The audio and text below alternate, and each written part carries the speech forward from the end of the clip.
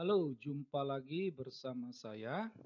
Tanggal 7 April nanti, umat Kristiani akan merayakan hari Jumat Agung. Ya. Nah, kali ini kita akan membahas tema itu, Jumat Agung, kematian Isa Al-Masih. Sebelum membahas topik kita, mohon dukungannya untuk mengklik tombol like, subscribe, notifikasi, dan mohon video ini di-share agar semakin banyak orang mendapatkan pencerahan. Eh, Bagi kita, Isa Al-Masih itu sama dengan Yesus Kristus. Isa Al-Masih itu istilah yang kerap digunakan dalam agama Islam. Sedangkan Yesus Kristus itu istilah yang umum dipakai orang untuk menyebut anak dari Yosef dan Maria. Ya, jadi Yesus Kristus itu tidak hanya oleh orang Kristen, baik itu Katolik maupun Protestan, tetapi juga oleh umat agama apapun.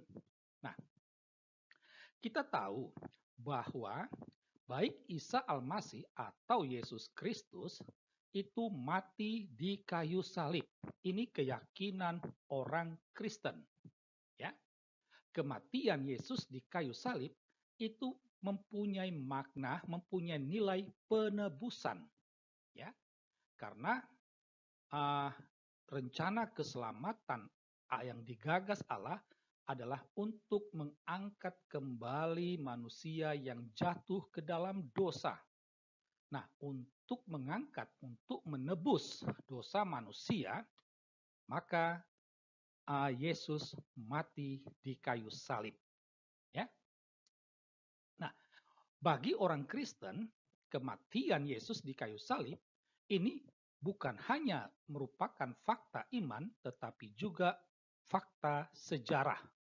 Ya, nah, jadi fakta iman itu karena terkait dengan keyakinan iman bahwa Yesus memang harus mati di kayu salib agar dari sana mengalirlah rahmat penebusan.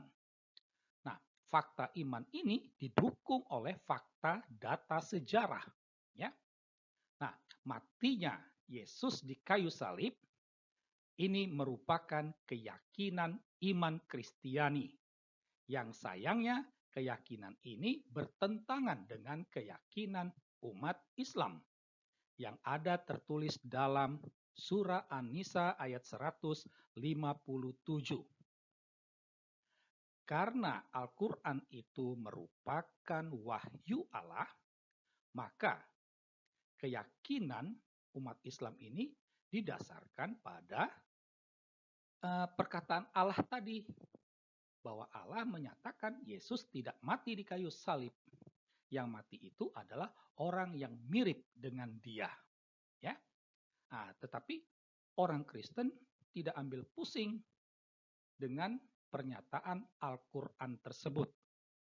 Bagi orang Kristen, memang yang mati di salib itu adalah Yesus Kristus.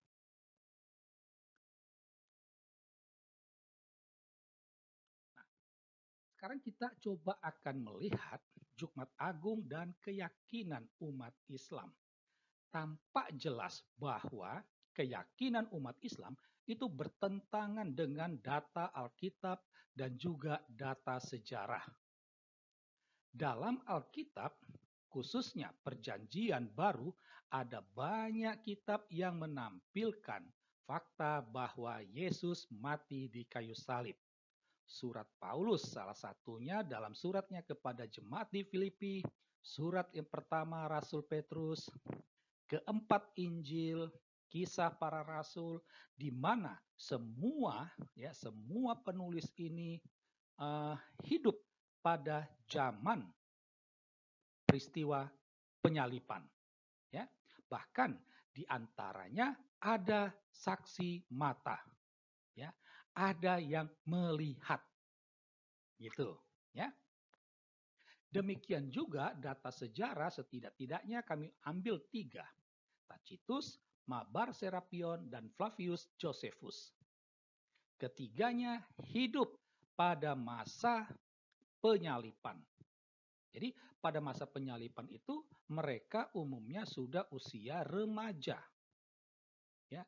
Bahkan bukan tidak mustahil ya, 2 di antara 3 nama ini bisa saja mereka menyaksikan peristiwa penyalipan tersebut. Nah, ketiga orang ini sama-sama sepakat bahwa yang mati di kayu salib itu adalah Yesus Kristus. Ya, jadi sama seperti data Alkitab. Artinya apa? Ya, artinya bahwa memang Yesus itu mati di kayu salib. Jadi ini jelas-jelas bertentangan dengan keyakinan umat Islam yang tertulis dalam Al-Quran. Ya, hal ini mengingatkan saya akan pernyataan ya, jika dalam Al-Quran 2 tambah 2 itu sama dengan 13, umat Islam pasti percaya dan justru menyalahkan buku matematika atau kalkulator. Demikianlah ulasan singkat kita kali ini. Sekian dan terima kasih.